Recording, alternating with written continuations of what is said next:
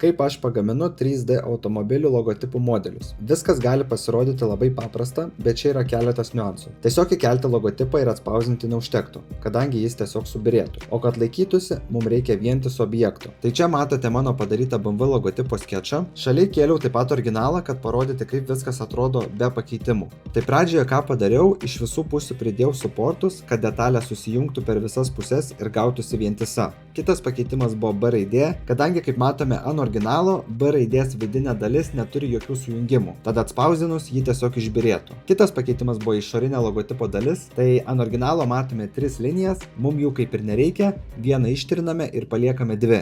Ir paskutinis pakeitimas buvo vidurinė logotipo dalis. Čia palikau tarpelį, kad plastikas turėtų kur susijungti. Čia jums noriu parodyti labai gerą pavyzdį. Tai pasikėlus detalę 1,5 mm, matome, ji gaunasi vientisa ir jau pavirsta į kažkokį 3D modelį. Ir jei tą patį padarytume su originalu, tai pasikėlus matome, kad tam tikros detalės nėra vientisos. Tai spausdinant tiesiog viskas išbyrėtų, ko mes tikrai nenorime. Tai kaip matome, galutinis variantas gavosi tikrai labai gražiai. Ta patį dalyką galima padaryti su skirtingais logotipais. Tiesiog reikia logiškai pagalvoti, kur reikia dėti suportus ir kurias dalis reikia sutvirtinti. Tad šiam kartui tiek, kviečiu pasekti, nes tikrai planuoju rodyti daug dalykų, ką aš darau su tuo 3D spausdintuvu. Ir taip pat nepamirškite pasidalinti savo nuomonę komentaruose.